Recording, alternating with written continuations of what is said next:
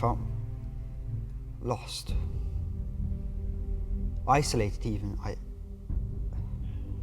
felt like I couldn't talk, like no one would understand. I felt like internally I had completely lost who I was. The best way I can describe it is that it's like a roller coaster. Some days you'd have highs, you'd be fine, whatever that means. But then you'd have the low days when all seemed lost.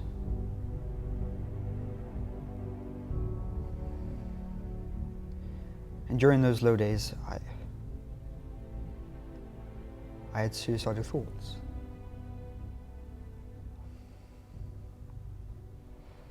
I thought about taking my own life, and I even imagined what life would be like without me here.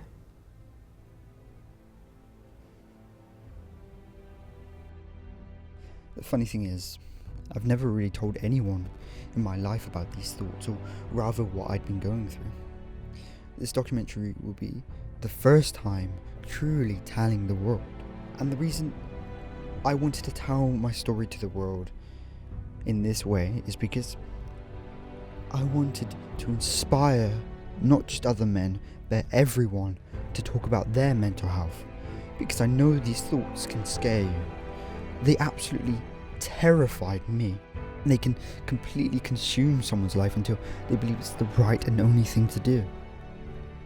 But I think the more you talk to others, the better it can get.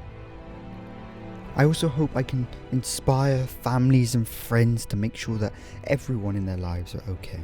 To take the time to genuinely ask, are you alright? Is there anything you'd want to talk about? But just make sure it's on their terms. Don't put any pressure on them. Just let them know that you are there. The way I felt most comfortable was talking to online services or charities, like specifically I spoke to Calm, who were incredibly patient.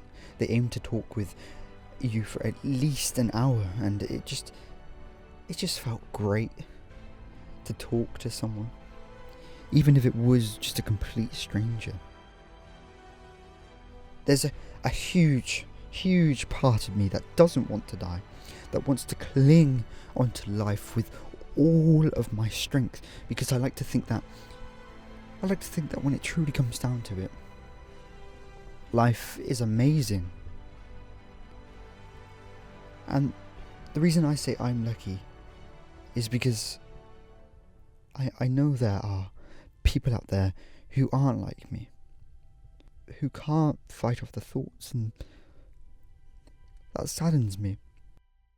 And I know that a lot of men feel unable to talk because they feel like showing emotions would perhaps make them seem weak or inferior in some ways.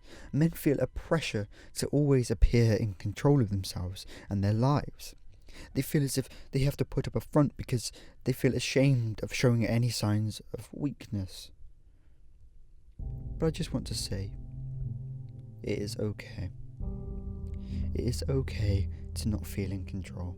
It's okay to cry and to let your emotions out. It is okay to ask for help. But to me, one thing that isn't okay is 84 men taking their own lives each week. Please just talk to anyone. A friend, a family member, a colleague, a charity worker, a stranger, anyone. Just know that talking is the first step to getting better.